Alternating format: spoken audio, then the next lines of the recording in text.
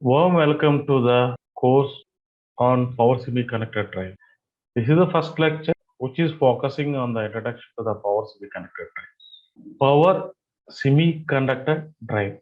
Nothing but it is a combination of three courses. One is the missions, other one is the power electronics, third one is the control system.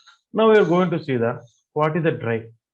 Drive is nothing but it is a system which can give the variable speed. The drives are classified into two types. One is the mechanical drive, another one is the electrical drive. Again, under the electrical drive, DC drive as well as the AC drive. Now we are going to see what is the mechanical drive. Nothing but the mechanical system can give the variable speed. Suppose if we take the example as a well-known example as a wind turbine.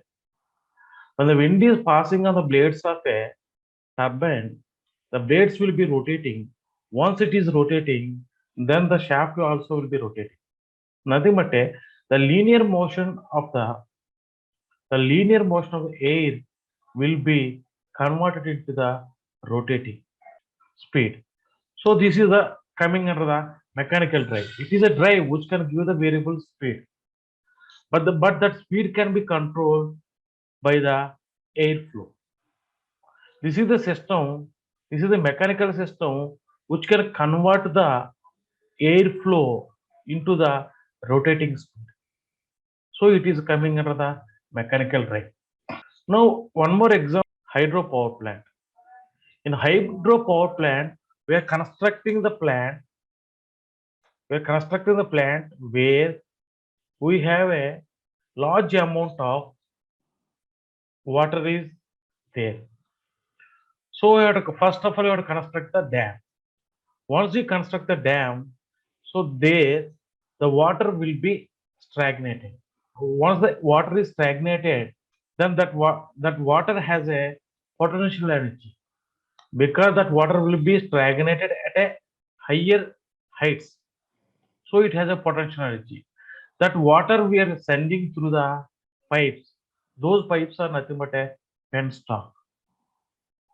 So end of the penstock, so the potential energy will be converted into the kinetic energy when the water is passing through the penstock.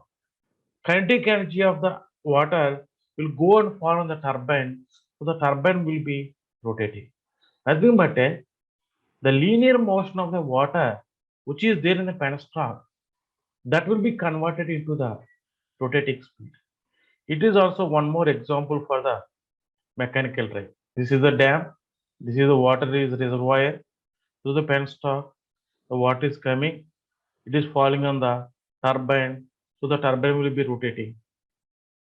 It is converted. This turbine is one equipment which is converting the linear speed of a water into the rotating. So how we are going to control this speed? Rotating speed means by controlling the speed of a water. These are the two examples what we have considered for the mechanical drive.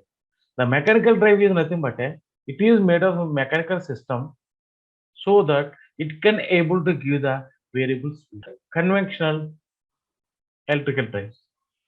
The electrical drives is consisting a DC drive as well as the AC drive. But in olden days, how we are going to get the different speed? When you come to the motors, there are two types of motors are available. One is DC motor, another one is the AC motor. Now, in the conventional method, how we are going to get the different speed means there are two methods are there. One is the armature voltage speed control, in which the armature resistance is placed in the armature circuit.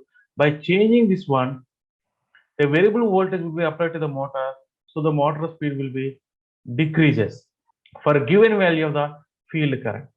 In a field flux control, the resistance is kept in a field winding. By varying this one, you can change the field current, so the flux will be decreases. Once the flux is decreases, the speed of the motor will be increases. Now, what is the difference between these two methods means? In this method, we can run the DC motor below the base speed. In field flux control, we can run the speed of the motor above the base speed. This is the conventional method. In this case, we use the rheostat to change the speed of a motor. But it is open loop system. It does not give any accurate speed. Suppose if we want to run the motor exactly at a 1531 rpm or 1231 rpm or 1000.9 rpm, we can't get it by means of this rheostats. These rheostats should be operated by the manually. In the same manner, we are going to discuss about the convection, how we are going to control the speed of a AC motor. The conventional AC electrical drive, variable voltage control. Whenever we are saying the AC motor, in our mind we have only the induction motor. The so many motors are there in AC, but the majority of the motors are induction motors. So one important method is the variable voltage control. If we apply the less amount of voltage to the stator of the induction motor, the speed of the motor will be decreases. We never apply the voltage of the induction motor more than the rated value. So between the supply and the stator of induction motor, we kept a three-phase auto transformer, variable voltage to the stator winding, so that the motor will be running at a below speed. This is one method what we have discussed here. So one more method is the rotor resistance speed control. In case of rotor resistance speed control, we are adding a external resistance into the rotor so that the rotor power will be wasted, so the motor speed will be decreases. Generally, this method we can apply only for the slip ring induction motor. This is the circuit diagram.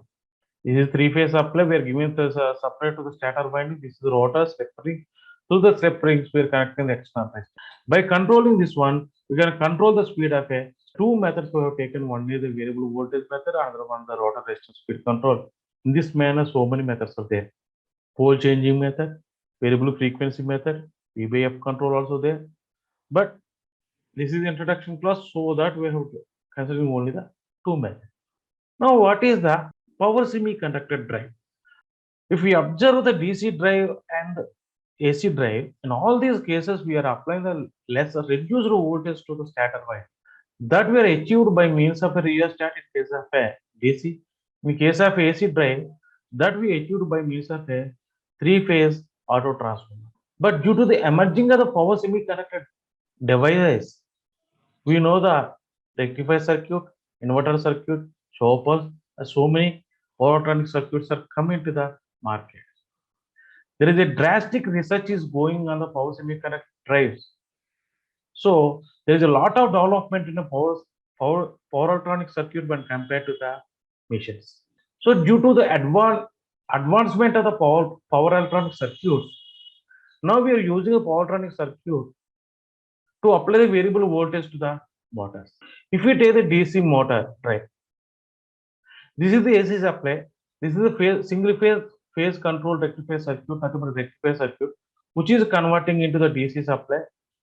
The DC supply we are given to the armature of the DC motor, so that motor will be running at a lower speed. The firing angle is alpha equal to 0, it is running at a higher speed. The alpha equal to 90 degrees, average output voltage will be decreases, speed of the motor will also be decreases. So in this case, by means of this powertronic circuit, we are applying the variable DC voltage to the motor, so the motor will be running at a different speeds. That's why we are calling it a power semiconductor drives. Semiconductor, we are using a semiconductor devices. Power, nothing but this device will be operating at a higher current and voltage ratings. Drive, nothing but this is the system which is giving a variable speed. Now, if we come to the AC drive, AC drive means induction motor. For induction motor, we have to give the three-phase AC supply. So we are using inverter circuit. This is the DC supply. This is inverter circuit, which is which can able to give the variable voltage as well as the frequency to the stator of an induction motor. If we change the voltage applied to the stator of induction motor, so the speed of the motor will be changes. See, in this manner, we are going to use the powertronic circuit to control the speed of a motor. Then it is called as a power semiconductor drives. Now, what is the advantage of this power semiconductor drives when compared to the conventional methods? Means it is giving the accurate speed.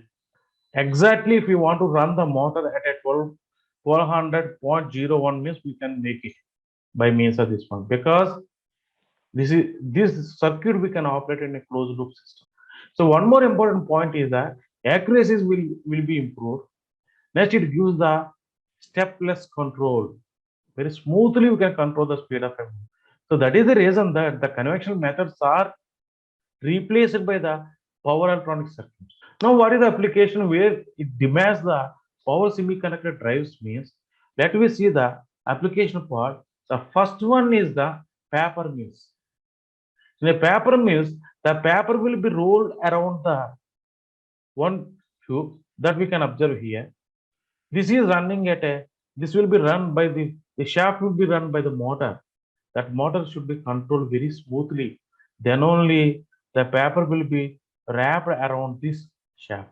Suppose if the speed is higher, the torque is higher, the paper will be carried off.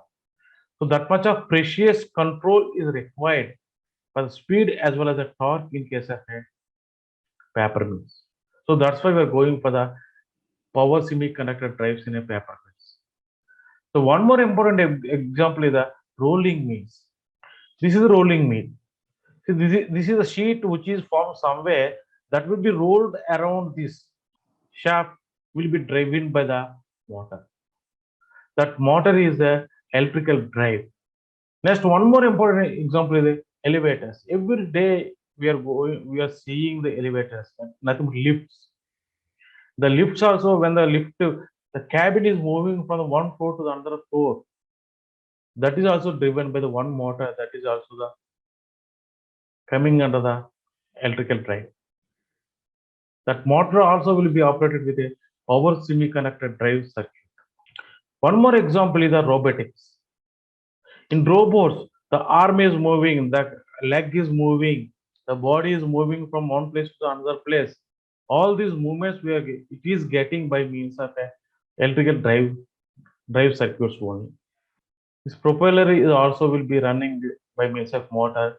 That motor is also will be driven by the variable voltage that should be get by the by means of water. So one more example is the electrical vehicle. Nowadays, it is very emerging and emerging trend in the society. That is electrical vehicle, because this total car or whatever it is, vehicle will be run by the electrical supply. Nothing but a battery. In this also one motor is there. The motor will be driven the wheels of the car.